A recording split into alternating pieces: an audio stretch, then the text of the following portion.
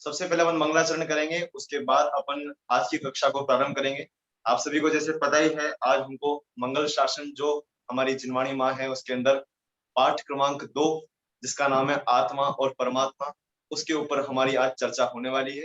लेकिन उससे पहले हम सभी मंगलाचरण करेंगे, तो सभी अपने हाथ जोड़ लीजिए।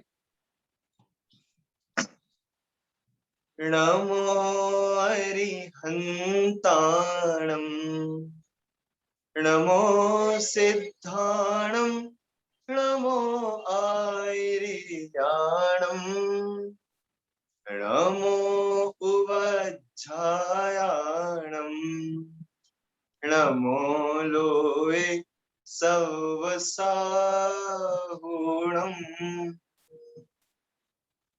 अरिहंत सिद्ध सूर्य उपाध्याय साधु सर्व, अर्थ के प्रकाशी मांगलिक उपकारी है। तिन को स्वरूप जाने रागते भई जो भक्ति, काय को न माये स्तुति को उचारी है। धन्य धन्य तिन ही सो काज सब आज भय, कर जोरी बारंबार वंदना हमारी है। मंगल कल्याण सुख ऐसो हम चाहते हैं, हो मेरी ऐसी दशा जैसी तुम धारी है। हो मेरी ऐसी दशा जैसी तुम धारी है। हो मेरी ऐसी दशा जैसी तुम धारी है। चलिए, विगत 3 कक्षाओं से भैया समय आपको मंगल श्रृंगार जो आदरणीय बाल ब्रह्मचारी रविंद्र जी आत्मन की रचना है, उसका स्वाध्याय, उसकी चर्चा यहाँ पे वो कर रहे थे। आज अपने को कक्षा जो अपनी 4th कक्षा है, 4th है ना समय, 4th, 4थी कक्षा है। 4थी कक्षा में अपने को आज अपना दूसरा चैप्टर, मैंने आपको बता दिया कारण क्या है। हमने जो पहला चैप्टर है देव स्तुति, उसको स्किप करके आत्मा और परमात्मा वाला चैप्टर लिया है।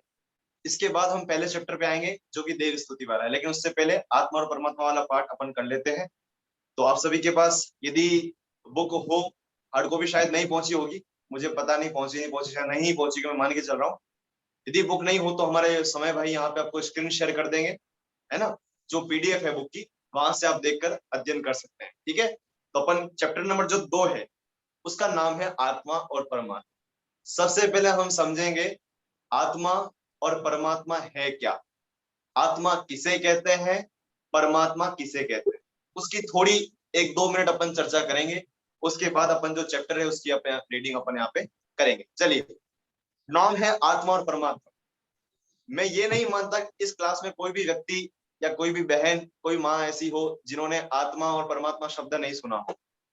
मैं ये मान के चल रहा हूँ सबने आत्मा और परमात्मा सुन रखा है, लेकिन सुनना और उस शब्द के भावों को पता होना और उस रूप निर्णय होना, इन चीजों में बहुत अंतर है।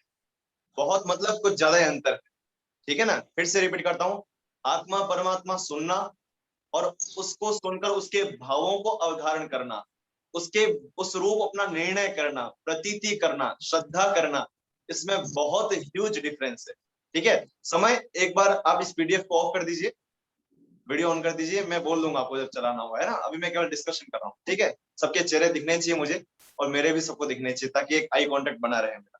चलिए, तो आत्मा और परमात्मा हमको चर्चा करनी है, आत्मा और परमात्मा। सबसे पहले आत्मा, आत्मा किसे कहते हैं, कोई बताना चाहेगा आप में से आत्मा किसे कहते हैं? बोलिए, कौन बताना चाहेगा? हाँ, मुस्कान बहन बता रही है। ज्ञान दर्शन के पिंड को आत्मा कहते हैं। ज्ञान दर्शन के पिंड को आत्मा कहते हैं, ठीक है, बराबर, बहुत सही। और कोई व्यक्ति या कोई बहन हमारी प्रयास करना चाहेगी आत्मा किसे कहते हैं? मुस्कान बहन ने बताया ज्ञान दर्शन के पिंड को आत्मा कहते हैं। और कोई बताना चाहेगा इसके अलावा? जो आपको आता हो, जो आपने सुना हो, आत्मा नाम से आपको जो भी पता हो, पिक्चरों में कोई आत्मा चेतनता, देखी हो उसकी भी। जी बोलिए। आत्मा चेतनता स्वभावी आत्मा होती है और त्रिकाल एक समान रहने वाली आत्मा। कौन बोल रहे हैं? Oppo A375? नहीं सॉरी, नाम चेंज कर दी, यशवी है मेरा नाम। कोई दिक्कत नहीं, कोई दिक्कत नहीं, चलेगा। आप अपना नाम लिख लीजिए ताकि पढ़ने में आसानी रहे, क्योंकि मेरा आपसे परिचय नहीं है ना, हो जाएगा परिचय। चलिए कोई बात नहीं, अपन ज्यादा समय जाया नहीं करते इसमें, मैं बता दूं आपको। आत्मा, आत्मा जैसा भी मुस्कान बहन ने बताया कि ज्ञान दर्शन के पिंड को आत्मा कहते हैं, बिल्कुल सही बात है।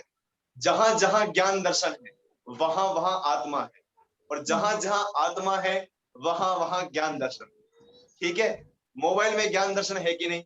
सीधी सी बात है, नहीं है, नहीं है ना, तो वो आत्मा नहीं है। और मोबाइल के सामने जो हम बैठे हुए हैं, जो दिख रहे हैं वो नहीं, इस दिखने के अंदर भी एक कोई चीज है जो देख रही है। जो दिख रहा है वो नहीं, जो देख रहा है वो। आई रिपीट, जो दिख रहा है वो नहीं, जो दिख रहा है उसके अंदर बैठा बैठा जो देख रहा है, उसको यहाँ पे आत्मा कहा जा रहा है। ठीक है,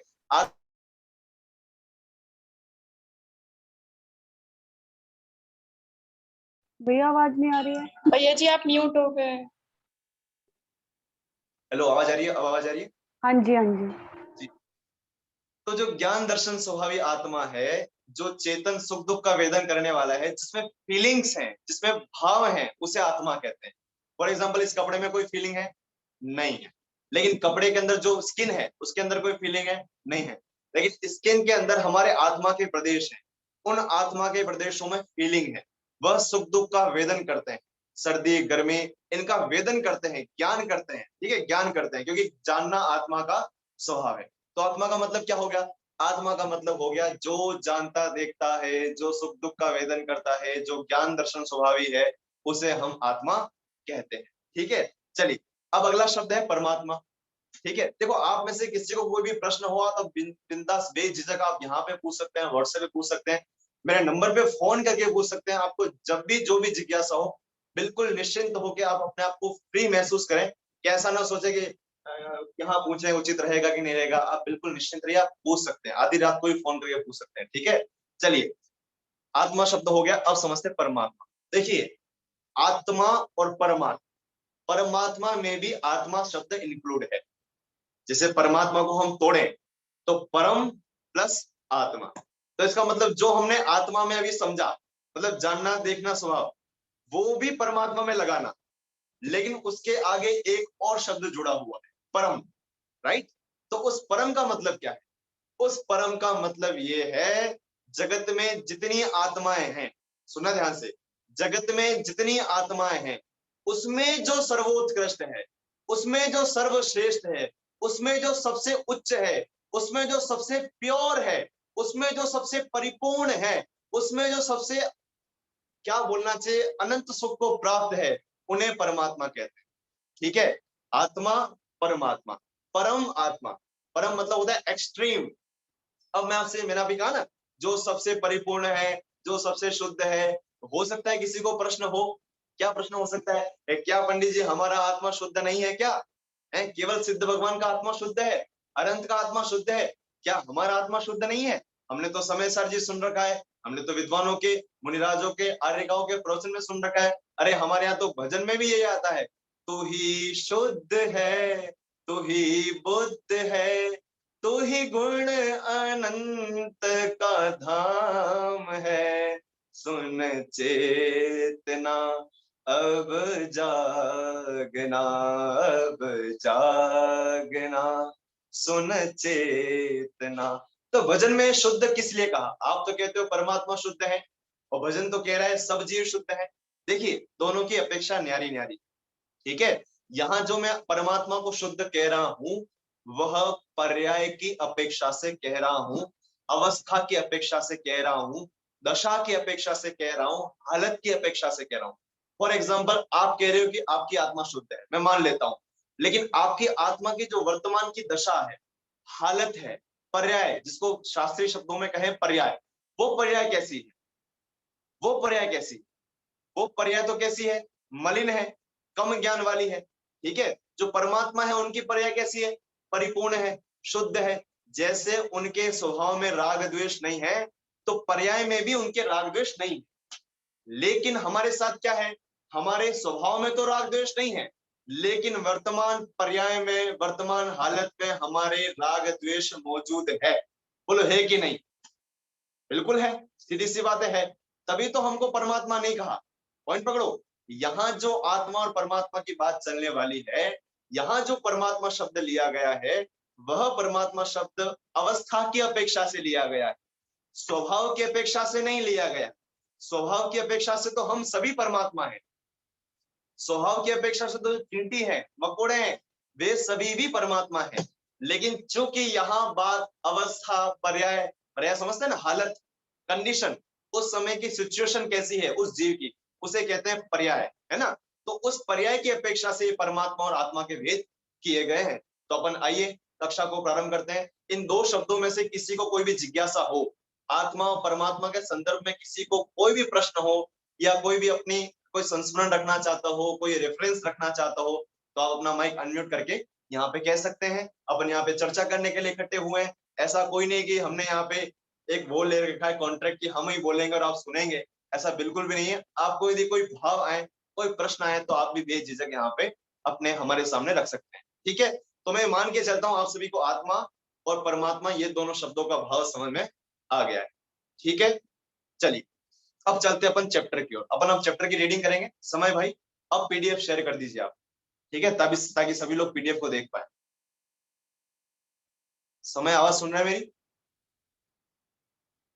समय है या नहीं? चलिए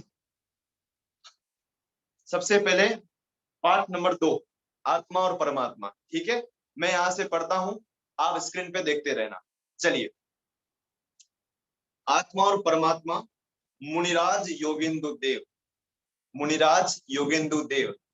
अब देखिए मुझे बोलने का भाव तो बहुत आ रहा है, मुझे भाव ये आ रहा है इस मुनिराज शब्द को भी खोला जाए, ठीक है।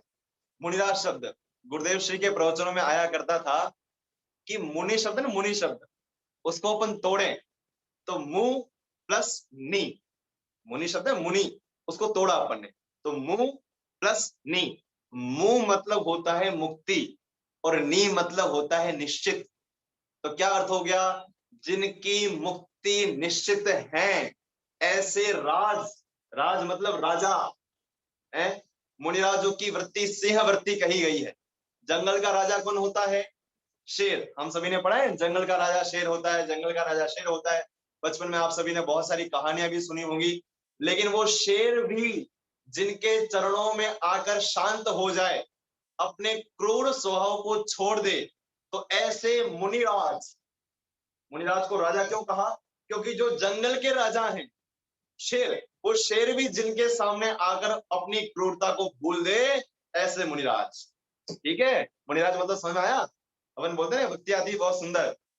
जंगल में मुनिराज अहो, मंगल स्वरूप निज ध्यावे, बैठ समीप संत चरणों में, पशु भी बैर बुलावे।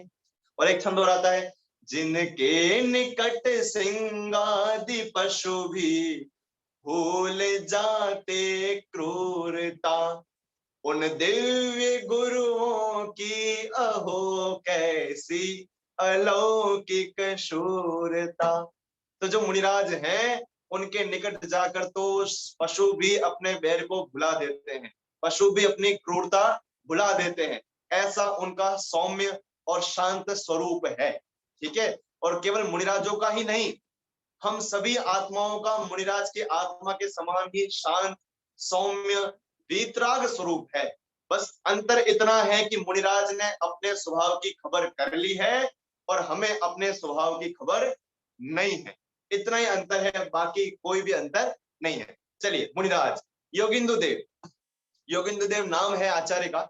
जो मुनिराज थे उन्होंने बहुत सारे शास्त्रों की रचना की है। अब ये कौन थे, कब थे, कैसे थे, किन किन शास्त्रों की रचना लिखी है, इसको अपन यहाँ पे पढ़ते हैं। देखिए, अपभ्रंश के महाकवि, अध्यात्म वेत्ता योगिंदु देव के जीवन के बारे में विशेष जानकारी अभी तक उपलब्ध नहीं है। क्या ये पंक्ति क्या कह रही? देखो सोचो, मैं सच बता रहा हूँ, मुझे अपने आप से बहुत शिकायत। क्या शिकायत है? मैं बहुत कम पढ़ता हूँ, मुझे बहुत शास्त्र पढ़ने की इच्छा होती है, लेकिन मैं पढ़ ही नहीं पाता हूँ।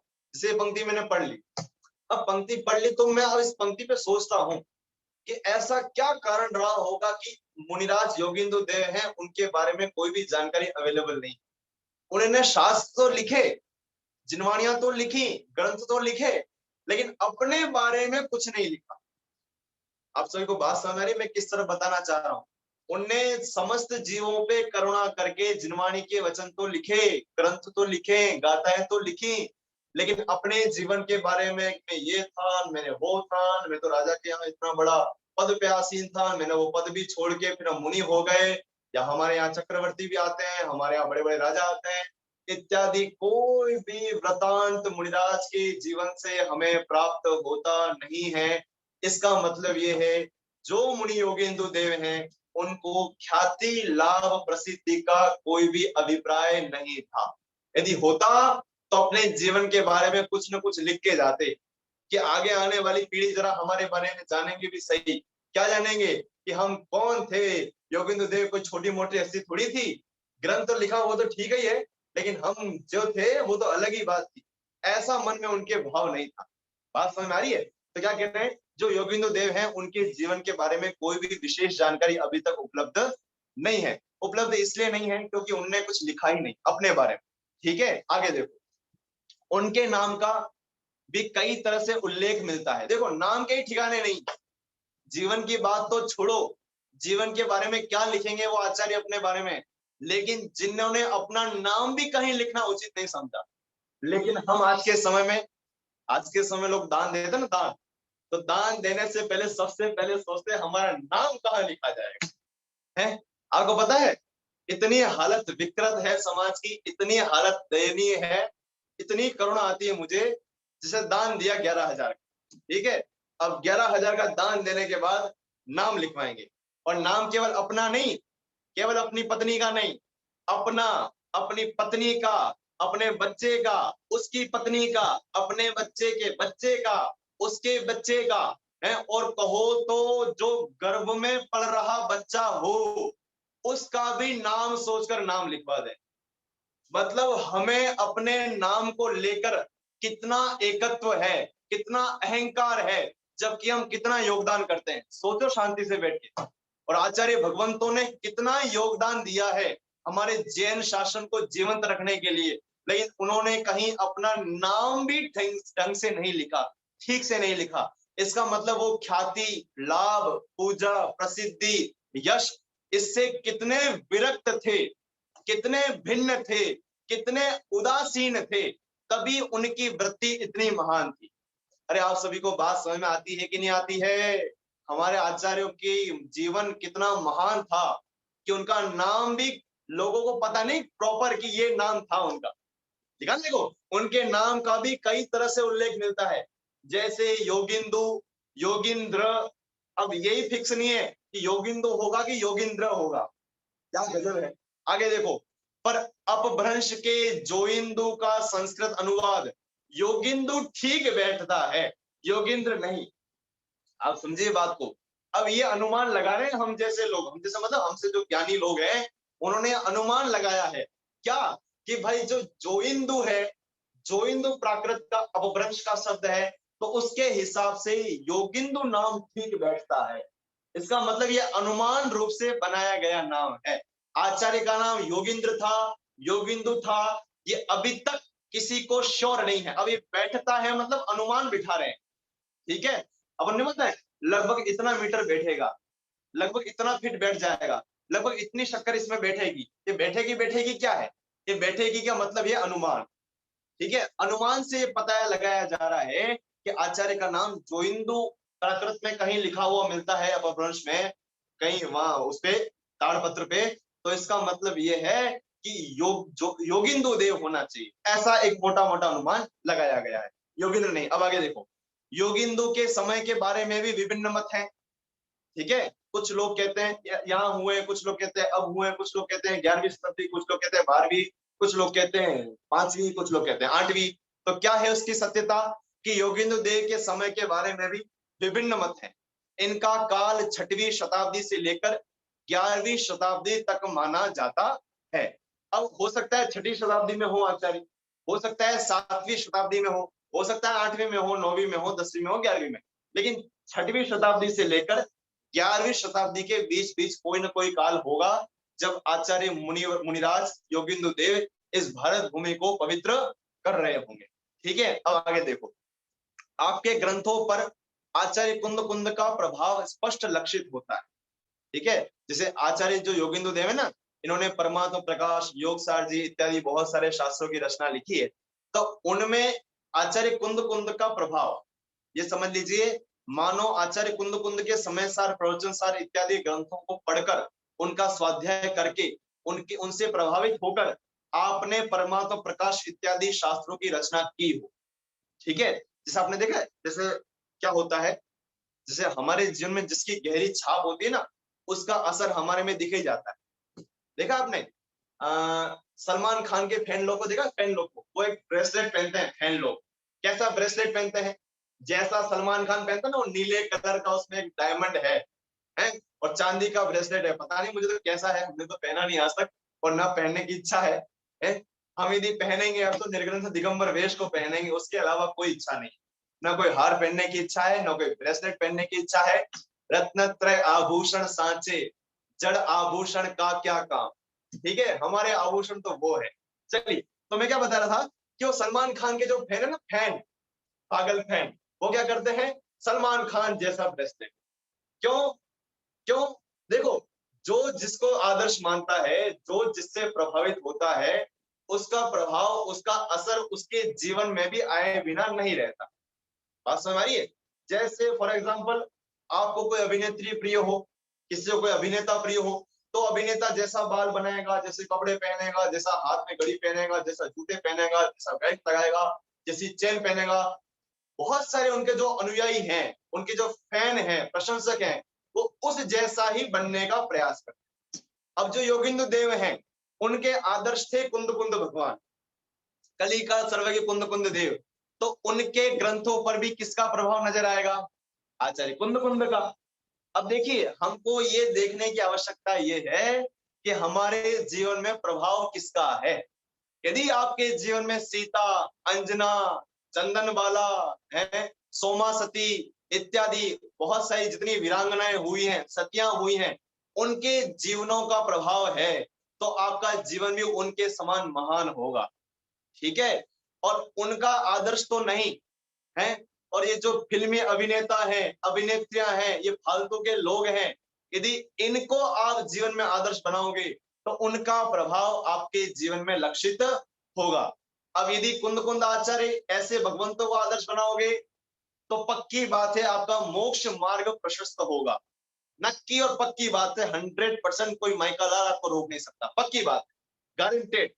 और यदि ये अभिनेता अभिनेत्री फालतू के लोग जितने मिथ्या दृष्टि, भोगी, आसक्ति जीव, यदि आपके जीवन में उनका प्रभाव लक्षित होता है, तो फिर ये समझ लीजिए अपनी होनहार अभी थोड़ी संकट में है। ठीक है, और उस होनहार की थोड़ी दिशा बदलने के लिए ही ये मंगल विद्यापीठ बहुत सुंदर प्रयास लेके आया है, जहां पर आपको बहुत बहुत मतलब प्रैक्टिकली, बहुत विशेष जीवन से लगाकर आपको यहाँ पे सिद्धांत पढ़ाए जाते हैं। यदि आपके संपर्क में कोई भी रिश्तेदार हो, यदि आप किसी के शुभचिंतक हो, तो आप सभी उन जीवों को इस विद्यापीठ के कोर्स के बारे में बता सकते हैं। ठीक है, तो मैं क्या बता रहा था आपको कि किसका प्रभाव लक्षित होता है आपके जीवन में भी, मेरे जीवन में भी। जैसे मेरे जीवन में टोडरमल जी साहब हो गए, सुमत प्रकाश जी भाई साहब हो गए, रविंद्र जी पंडित जी हो गए, इत्यादि जितने विद्वान हैं, उनका मेरे जीवन में बहुत प्रभाव है।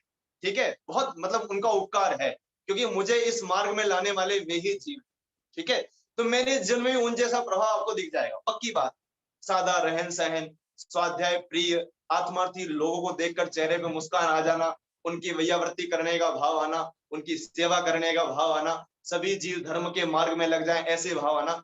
तो ये प्रभाव भी क्यों दिखता है? क्योंकि हम, हमारे जीवन में जिसका प्रभाव है, उसका प्रभाव हमारे जीवन में भी दिखाई देता है। ठीक है, तो आचार्य योगिंदु देव जो थे ना, तो उनके जीवन में कुंद कुंद आचार्य का प्रभाव था, इसलिए उनके ग्रंथों में भी कुंद कुंद आचार्य का प्रभाव स्पष्ट लक्षित होता है। लक्षित होता है मतलब दिखाई देता है। आगे देखिए, योगेंदु देव ने कुंद कुंद देव से बहुत कुछ लिया, बहुत कुछ लिया है, मतलब कोई सोना चांदी रुपया पैसा नहीं लिया है। मतलब जो जो क्या है, आगम, आगम की बात है, तत्व की बात है, वो तत्व की बात वहां से ली है। ठीक है, आगे देखिए, पूज्यपाद के समाधि शतक और योगेंद्र देव के परमात्म प्रकाश में भी घनिष्ठ समानता दिखाई देती। ये दो अलग अलग शास्त्रों के नाम हैं, एक समाधि शतक शास्त्र का नाम है, एक परमात्मा प्रकाश शास्त्र का नाम है। अभी जब इन दोनों को शास्त्रों को आप पढ़ेंगे, स्वाध्याय करेंगे, तो इनमें भी बहुत सारे कलश, बहुत सारे श्लोक ऐसे हैं जो आपस में समान समान दिखेंगे आपको। ठीक है, तो ये यहाँ पे संधि बिठाई है कि आचार्य पूज्यपाद और आचार्य योगेंद्र देव के जो शास्त्र हैं वो भी आपस में बहुत सारे मिलते दिखाई देते हैं। आगे देखिए, उनके द्वारा बनाए गए परमात्मा प्रकाश प्राकृत में परम पयासु और योग सार प्राकृत में जोग सारू ही उनकी कीर्ति के अक्षय भंडार हैं। अक्षय भंडार मतलब कभी नहीं खत्म होने वाले, अक्षय भंडार मतलब क्या बोलना चाहिए, खजाना, ट्रेजर, ऐसा भंडार है किसके, कीर्ति के। क्यों? क्योंकि जब तक परमात्मा प्रकाश योग सार जैसे शास्त्र जीवित रहेंगे तब तक जोगिंदु देव का नाम जीवित रहेगा, उनकी ख्याति जीवित रहेगी, उनकी कीर्ति जीवित रहेगी, उनकी भावना जीवित रहेगी। ठीक है, तो ऐसा यहाँ पे कहना चाह रहे हैं। इन ग्रंथों में उन्होंने अध्यात्म के गूढ़ तत्वों को सहज और सरल लोक भाषा में जनता के समक्ष रखा है और प्रस्तुत पाठ उक्त ग्रंथों के आधार पर दिया गया है, जिसका नाम है आत्मा और परमात्मा। कौन कौन से ग्रंथों से लिया गया है? एक तो परमात्मा प्रकाश जी और एक योग सार जी, दो ग्रंथों से लिया गया। फिर से परमात्मा प्रकाश जी और योग सार जी किसके द्वारा रचित हैं?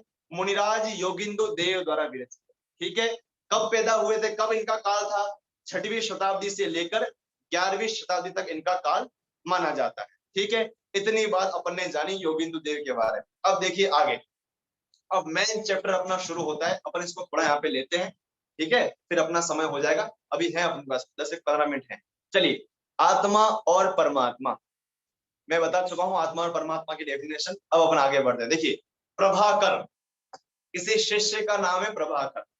ठीक है, प्रभाकर, प्रभा करने वाला, प्रभा मतलब होता है तेज, कांति, कांति करने वाला, शिष्य का नाम है, मैंने ऐसे उसका मतलब बता दिया, प्रभाकर। देखिए, हे गुरुदेव, आत्मा और परमात्मा का स्वरूप क्या है, कृपा कर समझाइए, क्योंकि कल आपने कहा था कि यह आत्मा अपने स्वरूप को भूलकर दुखी हो रहा है। अब सुनिए मेरी बात, यहाँ पे क्या कह रहे हैं? यह आत्मा अपने स्वरूप को भूलकर दुखी हो रहा है। अब मैं आपसे पूछता हूं, जगत में जितने जीव दुखी हो रहे हैं, जितने, चाहे वो भारत में हो, चाहे वो पाकिस्तान में हो, चाहे वो नेपाल हो, अमेरिका हो, जापान हो, कनाडा हो, इंग्लैंड हो, जहां पर भी, जहां जहां जीव हैं, तिरंज गति, देव गति, मनुष्य गति, नरक गति, सब जगह जहां जहां जीव दुखी हो रहे हैं, वहां वहां दुखी होने का कारण क्या है? बोलिए, कौन बोलेगा? आप में से इसका उत्तर आएगा तो मुझे अच्छा लगेगा। बोलिए। आत्मा को नहीं जानना। आत्मा को नहीं जानना, ठीक है, अपने बिल्कुल निज सही, स्वभाव को नहीं पहचानना। सही सही, बिल्कुल मुस्कान जी आपने सही कहा कि यह लिखा ना, यह जीव अपने आत्मा के स्वरूप को भूलकर दुखी हो रहा है। देखिए, जगत में जो हम शिकायत करते हैं ना कि फला व्यक्ति मेरे को दुखी करता है, मेरी जेठानी बहुत खराब है, मेरी देरानी बहुत खराब है, पंडित जी हमारी सास इतनी खतरनाक है, आप एक दिन भी उसके साथ नहीं गुजार सकते, पंडित जी हमारा ससुराल बहुत डेंजरस है, ऐसा है वैसा है, हमारे जितने दुख हैं ये सब बाहर के हैं, है कि नहीं है? बोलो, कितने पिता लोग शिकायत लेके आते हैं कि हमारा पुत्र हमारे सुनता ही नहीं, हमको बहुत दुखी करता है, हमको उलाहना देता है, हमको ऐसा करता है, हमने जिंदगी भर उसके लिए काम किया, अब वो हमें बहुत दुख दे रहा है, ऐसा कर रहा है, वैसा कर रहा है। कितने लोग बहू की शिकायत लेके आते हैं, कितने लोग क्या करते हैं, कोई बोलता है मोदी जी बहुत दुखी कर रहे हैं, पेट्रोल 105 ले गए चले गए हैं, बहुत दुखी कर रहे हैं। लेकिन मैं आपसे फिर पूछता हूँ, जितने जीव दुखी हो रहे हैं, बोलो कैसे हो? फिर से सोचना। देखो, ये क्लास केवल अपना एक कान के सुनने का विषय नहीं हो जाए, आपको आपके जीवन में क्रांति हो जानी चाहिए, आप सोचने में मजबूर हो जाने चाहिए। आचार्य कह रहे हैं, योगिंद्र देव क्या कह रहे हैं? यह आत्मा अपने स्वरूप को भूलकर दुखी हो रहा है, हो रहा है, कंटिन्यूअस टेंस से हो रहा है, मतलब वर्तमान में भी दुखी है। क्यों दुखी है? क्योंकि इसने अपने स्वरूप को नहीं जाना। और आपने देखो, आचार्य शब्द ने, आचार्य भगवान ने यहाँ पर यह शब्द का प्रयोग किया है। यह दो शब्द होते हैं व्याकरण में, एक होता है वह, एक होता है यह। वह शब्द दूरवर्ती वस्तुओं के लिए प्रयोग होता है, वह। और यह शब्द जो है ना, यह शब्द, यह समीपवर्ती वस्तुओं के लिए प्रयोग होता है। दृष्टांत, वह कपड़ा मुझे बहुत अच्छा लगता है। वह कपड़ा, इसका मतलब क्या है? कपड़ा आपसे दूर है। अभी तो आपने कहा वह कपड़ा, उधर वाला कपड़ा, ठीक है, आपसे दूर है, तो वह मतलब दूरवर्ती। और यह कपड़ा मुझे बहुत पसंद है। यह कपड़ा मतलब जो मैंने पहन रखा है, यह वाला। तो यह मतलब जो समीप में है, पास में है। तो यहाँ पे यह शब्द प्रयोग किया है, यह आत्मा। मतलब किसके आत्मा की बात चलती है? किसी पड़ोसी की आत्मा की बात चलती है? किसी दूसरे आत्मा की बात चलती है? कि स्वयं की बात चलती है? बोलो किसकी बात चलती है? यह आत्मा मतलब मेरी आत्मा। इसका मतलब यह है, मैंने आज तक दुखी होने के नाम पर जिन जिन पे आरोप लगाया, जिन जिन को ऐसा कहा कि ये मुझे दुखी कर रहा है, ये मुझे दुख पहुंचा रहा है, ये मेरा बुरा कर रहा है, ये मुझे बहुत पीड़ा पहुंचा रहा है, ये मुझे बहुत कष्ट देता है, यह सब मान्यता हमारी झूठी है, मिथ्या है, गलत है और भ्रम जनित है। क्यों? क्योंकि सत्य महाव्रत के धारी योगिंद्र देव यह कह रहे हैं कि यह आत्मा अपने, पॉइंट पकड़ो, किसको? अपने स्वरूप को भूलकर। क्या गजब है, कह रहे हैं अपने स्वरूप को भूलकर। अब इस पंक्ति का उल्टा करो। ये कौन बोल रहा है भैया? ये हमारी कक्षा के बीच में और किसी की कक्षा क्यों आ गई है? गाना क्यों गा रहा है, सुन नहीं रहा? चलिए अपने माइक म्यूट, यशवी जी अपना माइक म्यूट कर लीजिए, यहाँ पे थोड़ी आवाज आ रही है, थोड़े विकल्प हो जाते हैं हमको, ठीक है। चलिए वापस आते हैं। अब इस पंक्ति का उल्टा कीजिए, यह आत्मा अपने स्वरूप को भूलकर दुखी हो रहा है। तो अब दुखी की जगह यदि हमें सुखी शब्द लगाना हो तो क्या करना पड़ेगा? कि यह आत्मा अपने स्वरूप को याद कर, अपने स्वरूप को मानकर, अपने स्वरूप की पहचान कर कर सुखी हो रहा है। इसका मतलब क्या है? कि दुखी होने का कारण भी अंदर ही है और सुखी होने का कारण भी अंदर ही है। ऐसा नहीं है कि हम दुखी बाहर से हो रहे हैं और सुखी भी बाहर होंगे। पॉइंट पकड़ना आप। ऐसा नहीं है कि दुख भी बाहर वाला व्यक्ति दे रहा है और सुख भी बाहर से आएगा, ऐसा बिल्कुल भी नहीं है जो सारी दुनिया मानती है। देखो एक बहुत सुंदर प्रश्न आता है कि हमारी जो जिनवाणी की बात है ना, जिनवाणी की बात, वो सबसे अलग क्यों है? सारी दुनिया तो बोलती है कि हम पर वस्तुओं के कर्ता हैं, हम बच्चों को पैदा किया है, हमने बच्चों को बड़ा किया है। और जिनवाणी कहती है तुम होते कौन हो बच्चों को बड़े करने वाले? उनका आयु कर्म, उनकी योग्यता, उनकी भवितव्यता, काल द्रव्य सबको परिणाम में निमित्त है, वो बड़ा किया है, तुम कौन होते हो? है ना, जिनवाणी ये कहती है। तो कभी कभी मैं सोचता हूँ कि जिनवाणी की बात और दुनिया की बात, दोनों की बात मिलती क्यों नहीं? जिनवाणी बोलती है कोई किसी का कुछ कर नहीं सकता और दुनिया बोलती है मैं सारे जगह का करता हूँ, दुकान मैं चलाता हूँ, घर मैं चलाता हूँ, बच्चों को मैं पढ़ाता हूँ, बच्चों को शिक्षित मैं करता हूँ, ऐसा करता हूँ, वैसा करता हूँ, ये करता हूँ, वो करता हूँ, कपड़े मैं साफ करता हूँ, ऐसा करता हूँ, दुनिया भर के तमाम काम, अपने अपने फील्ड के जो भी काम हो आप लगा लेना, ठीक है। अभी ये कक्षा कौन पढ़ा रहा है? मैं पढ़ा रहा हूँ, यदि ये सब मैं मानू तो ठीक है। जिनवाणी कहती मैं नहीं पढ़ा रहा हूँ। जो जान रहा है कि मैं पढ़ा रहा हूँ वो बोल नहीं सकता, और जो बोल रहा है वो जान नहीं सकता। फिर से, जो जान रहा है कि मैं बोल रहा हूं वो बोल नहीं सकता, बोलने का केवल विकल्प करता है। और जो बोल रहा है, ये होंठ, ये दांत, ये जुबान, तालु, कंठ, जो बोल रहा है, जहां से भाषा वर्गना निकल रही है, उसको पता ही नहीं कि मैं बोल रहा हूं, मैं क्या बोल रहा हूं। अब सोच लो, ऐसा मानना कि मैं बोला, ये मिथ्या तो हुआ कि नहीं हुआ। तो मैं प्रश्न क्या उठाया कि जिनवाणी की बात और दुनिया की बात मिलती क्यों नहीं है? सीधा सा उत्तर ये है कि जब जिनवाणी की बात, हमारे भगवंतों की बात और दुनिया के सड़क छाप लोगों की बात यदि मिल जाएगी तो दुनिया में और हमारे भगवान में अंतर क्या रहेगा? हैं? समझ में नहीं आई बात आपको? यदि भगवान भी सुख दुख का कारण बाहर बताने लगे जहां दुनिया बता रही है, यदि भगवान भी वही बात बताने लगे तो हमारे भगवान में और दुनिया की बात में अंतर क्या रह जाएगा? दोनों सेम सेम हो जाएंगे, दोनों एक हो जाएंगे। हैं? भगवान तो कोई दुनिया से हटके ही बात करेंगे ना, जो दुनिया मानती है उसकी अपोजिट ही बात करेंगे ना। तो वही बात यहाँ पे कह रहे हैं कि यह जीव, यह मतलब मेरा आत्मा अपने स्वरूप को भूलकर दुखी हो रहा है। और यदि हमें सुखी होना है तो क्या करना पड़ेगा? कि अपने स्वरूप को पहचान लो। अच्छा पहचान ले, ठीक है पहचान लिया। हाँ पंडित जी, कब होंगे सुखी? आज पहचानेंगे तो सुखी कब होंगे? अगली कक्षा में, अगले संडे को, अगले साल? अब बता दो कब होंगे, कब होंगे बोलो। आज ही होंगे। आज ही होंगे। आज कितने बजे होंगे? जैसे अभी अपने घड़ी में बज रहे हैं 3:05। अभी हमने आत्मा का स्वरूप को पहचाना, तो हम सुखी कब होंगे? क्लास पूरी हो जाएगी तब, या शाम को, रात को सोते समय अचानक से एकदम आनंद आ जाएगा मस्त वाला है? ऐसा नहीं है। छेडला कारण, छेडला कारण हमारे यहाँ दौलत राम जी, उन्होंने एक बहुत सुंदर बात की है। जब ही जिय आत्म जाने, तब ही, तब ही, और बोलो, जब ही तब ही। ऐसा नहीं है। इसका मतलब क्या है? कैश, नगद, ये नगद आवाज का क्लियर धंधा नहीं आ है। रही है भैया जी, आवाज नहीं आ रही है? क्लियर नहीं आ रही है, क्लियर। क्लियर नहीं आ रही, क्लियर नहीं आ रही। अच्छा अच्छा। प्लीज म्यूट कर लीजिए सब अपने आप को। हाँ, सुधीर जी भाई साहब आपका माइक अनम्यूट है। सुधीर जी भाई साहब, हाँ कुछ कहना था आपको, कुछ कहना था? ठीक है ठीक है, अब आ रही है आवाज सभी को?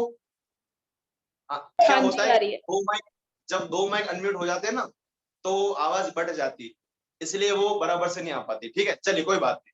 ठीक है, तो मैं क्या बता रहा था आपको कि ये नगद का धंधा है। नगद का मतलब कैश का।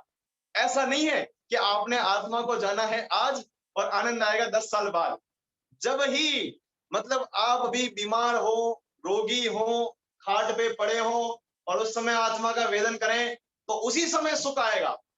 जब आप नरक गति में, कोई व्यक्ति, आप नहीं, मैं भी नहीं, अपन सब तो अच्छे जीव हैं, अपन नरक नहीं जाएंगे। ठीक है, जब कोई व्यक्ति, कोई जीव नरक में चला जाए और वहां पे आत्मा का वेदन करे, तो ऐसा नहीं है नरक गति का पहले पूरा दुख मिट जाएगा, बाहर आएगा, फिर उसको आत्मा का आनंद आएगा। नहीं, मैं आपसे पूछता हूं, मिश्री जुबान पे रखी, बोलो मुंह मीठा कब होगा? मिश्री का एक टुकड़ा लेके अपनी जुबान पे रखा, मुंह मीठा कब होगा बोलो भाई? तुरंत नहीं हो ना, तो जाएगा क्या है, तभी। मिश्री पहले अंदर जाएगी, फिर अंदर की जो जिह्वा वगैरह है वो चेक करेंगी कि मिश्री ही है या कुछ और है? उसके बाद अरे उनको क्लिक होगा, अरे ये तो मिश्री है, और फिर उनको याद होगा, अरे याद करना पड़ेगा, मिश्री रखी है इसका मतलब अपने को मीठा होना है, चलो भाई सब मीठे हो जाओ। ऐसा होता है क्या? अरे नहीं होता है। जैसे ही मिश्री रखी और मीठा होने के लिए कुछ विकल्प नहीं करना पड़ता, मिश्री रखी और मुंह मीठा हो जाता। बात सही है। उसी प्रकार आत्मा के साथ भी है। इधर आपने अपने स्वरूप को पहचाना और इधर सुखी हुए आप। ऐसा नहीं है कि आपने स्वरूप को तो पहचान लिया और आप सुखी नहीं हुए, ऐसा नहीं हो सकता। 3 काल में नहीं हो सकता, नहीं हो सकता और नहीं हो सकता। इसका मतलब यह है आपने स्वरूप को पहचाने नहीं। यदि आप सुखी नहीं हुए, हम सुखी नहीं हुए, तो हमने स्वरूप को पहचाना नहीं, और हमने स्वरूप को पहचाना तो हम सुखी हुए बिना रहेंगे नहीं। तो यहाँ पे क्या कह रहे हैं शिष्य, वापस आ जाओ। हे गुरुदेव, गुरुदेव, उनसे गुरुदेव, गुरु गोविंद दो खड़े काके लागू पाए, बलिहारी गुरु आपकी गोविंद दियो बताए। हे गुरु आप ही हमारे देव हैं, हे गुरुदेव, हे स्वामी, हे भगवान, विनय देखो शिष्य की। ऐसा नहीं है, देखो हम भी किसी ज्ञानी से या किसी हमारे टीचर से प्रश्न पूछते, प्रश्न, तो बहुत विनय चाहिए हमको। विनय चाहिए, मैं फिर बता रहा हूं क्यों, कि विनय के बिना पात्रता नहीं होती, और पात्रता के बिना वस्तु नहीं ठहरती। यदि आपके अंदर विनय नहीं, पक्की बात है, विनय के ऊपर मैं एक छोटी सी कहानी भी सुना सकता हूँ, लेकिन अभी नहीं सुनाऊंगा। बाद में कभी याद दिलाना मुझे कि विनय के ऊपर मुझे कहानी सुनानी, मैं सुना दूंगा। ठीक है, रावण वाली कहानी है मस्त। तभी इतना समझ लो कि विनय नहीं होगी तो पात्रता नहीं होगी, और पात्रता नहीं होगी तो वस्तु नहीं ठहरेगी। ठीक है, बिना, क्योंकि बिना पात्र के वस्तु नहीं ठहरती। जैसे हमको खाना रखना है, तो खाना रखने के लिए कोई पात्र तो चाहिए, थाली है ना, जो प्लेट होती है, ढक्कन होता है, कुछ तो चाहिए। यदि थाली नहीं होगी तो वो खाना कैसे ठहरेगा? उसी प्रकार विनय, विनय ये पात्र है। आवाज आ रही है? आवाज आ रही सभी को? आ रही, चलो। हाँ विनय आ ना, रही ये है। विनय है, ये विनय है, और ये जिनवाणी का उपदेश है। यदि विनय नहीं होगी तो जिनवाणी का उपदेश ठहरेगा नहीं, निकल जाएगा। ठीक है, इसलिए यहाँ पे प्रभाकर शिष्य हे गुरुदेव कह के अपनी विनय प्रस्तुत करता है, हे स्वामी, हे भगवान, विनम्रता से, बड़े हम्बल होकर, कि आत्मा और परमात्मा का स्वरूप क्या है, कृपा कर समझाइए, कृपा कर, कृपा करके समझाइए हे स्वामी, हमें आत्मा और परमात्मा का स्वरूप समझाइए, हमें बताइए। आपने देखा है मैंने बहुत सारे शंका समाधानों को प्रोग्राम को देखा है, बहुत सारे तो नहीं देखा है, ज्यादा नहीं देखा, लेकिन देखा है। प्रमाण सागर जी महाराज, सुधा सागर जी महाराज इत्यादि बहुत सारे महाराज हैं, वो शंका समाधान का कार्यक्रम करवाते हैं। मुझे उस कार्यक्रम से कोई आपत्ति नहीं, लेकिन आप कभी उस कार्यक्रम में होने वाले प्रश्नों को ध्यान से सुनना ध्यान से। एक सत्यनारायण महाराज नमोस्तु, हमारे घर में बहुत लड़ाई झगड़े होते हैं, ऐसा कोई मंत्र तंत्र दे दो कि महाराज हमारे सारे क्लेश दूर हो जाएं। एक सत्यनारायण महाराज हमारा धंधा ठप हो गया है कोरोना के कारण से, जब से कोरोना आया है हमारा धंधा का सत्यानाश हो गया है, कोई ऐसी चीज बता दो, कोई ऐसा कुछ कर दो। या महाराज हम जब भी हमारे गुरुजी के पास जाते हैं, सुमत प्रकाश जी पंडित जी के पास, और कोई उठपटांग प्रश्न पूछ लेते ना कि ऐसा हो रहा है वैसा गड़बड़ हो रहा है, कुछ भी उठपटांग जो प्रयोजन भूत नहीं है, जो मुद्दे की बात नहीं है, जो आत्मा और परमात्मा की बात नहीं है, इसको छोड़कर उठपटांग कुछ भी प्रश्न पूछ लेते हैं, तो हमारे गुरुजी हमको तुरंत टोक देते हैं, बोलते हैं कि तुमको प्रयोजन भूत बात करनी है तो करो, हमारे पास फालतू का समय नहीं। ये क्या कर रहा है, वो क्या कर रहा है, दुनिया क्या कर रही है, हम इसकी ठेकेदारी लेने के लिए ब्रह्मचारी नहीं बने। आपको आत्मा परमात्मा की बात सुननी और समझनी हो तो आपका स्वागत है। आप जितना पूछना हो पूछो, जब पूछना हो पूछो, जैसा पूछना हो पूछो, लेकिन बशर्ते प्रश्न आत्मा और परमात्मा को लेकर होना चाहिए, धगश होनी चाहिए। वही धगश यहाँ पर प्रभाकर में दिखाई दे रही। वो क्या कह रहा है, हे गुरुदेव आत्मा और परमात्मा का स्वरूप क्या है, प्रभाकर समझाइए। उसका प्रश्न क्या है कि मुझे आत्मा और परमात्मा का स्वरूप जानना है।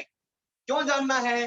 क्योंकि कल आपने कहा था कि यह आत्मा अपने स्वरूप को भूलकर दुखी हो रहा है।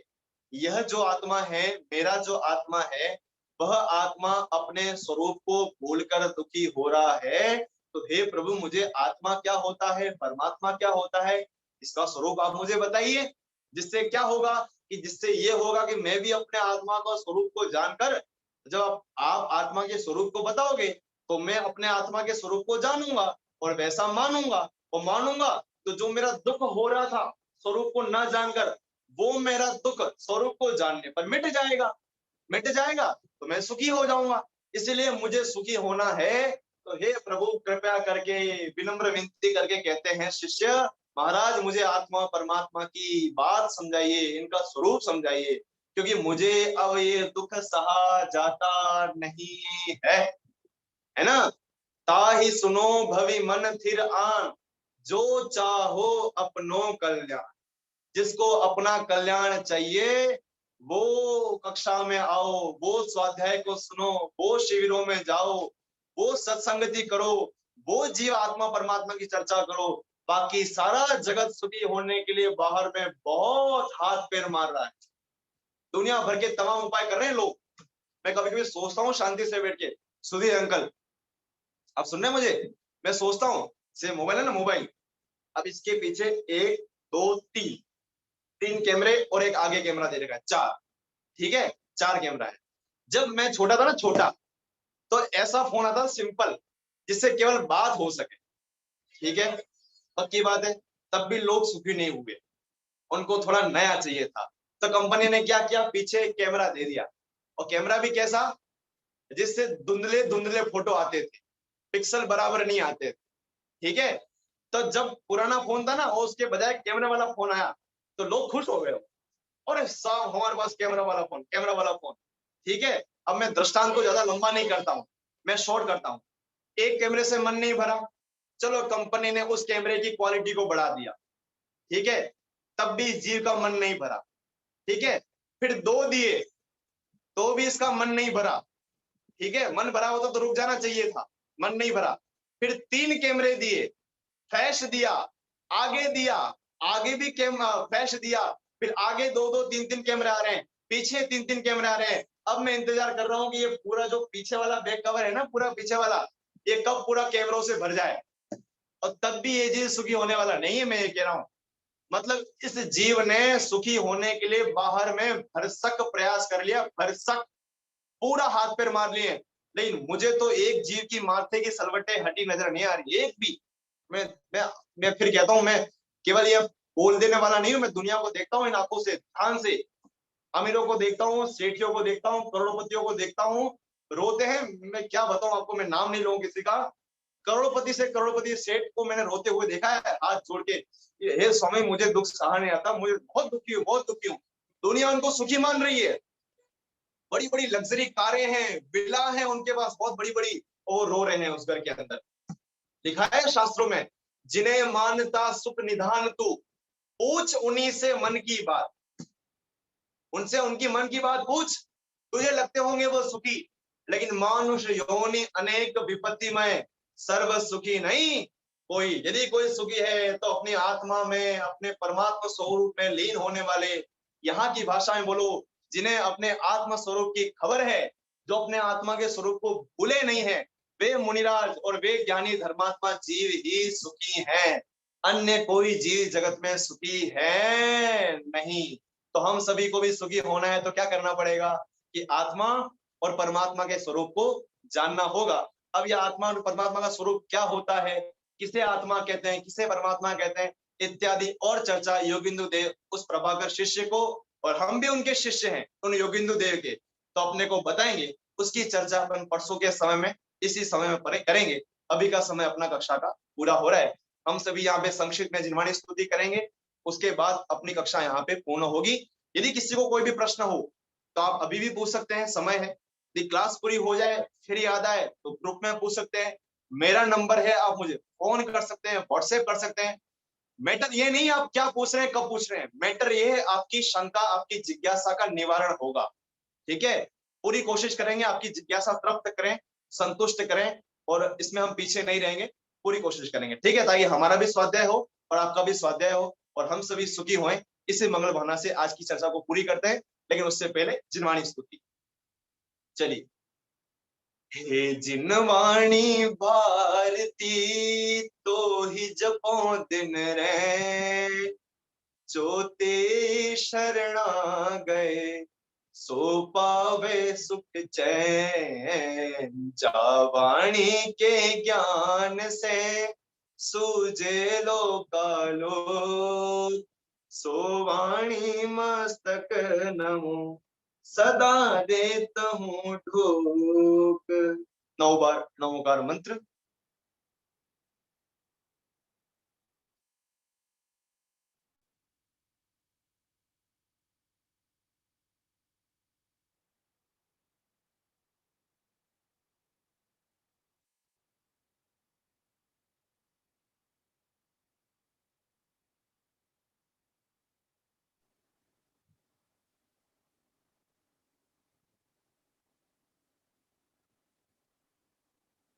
बोले अंतरंग मुद्रावंत सर्व जिनेन्द्र भगवंतों की जय हो।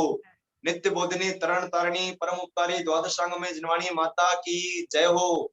परम दिगंबर भावलिंगी संतों की जय हो। सत्य सनातन दिगंबर जैन धर्म की जय हो।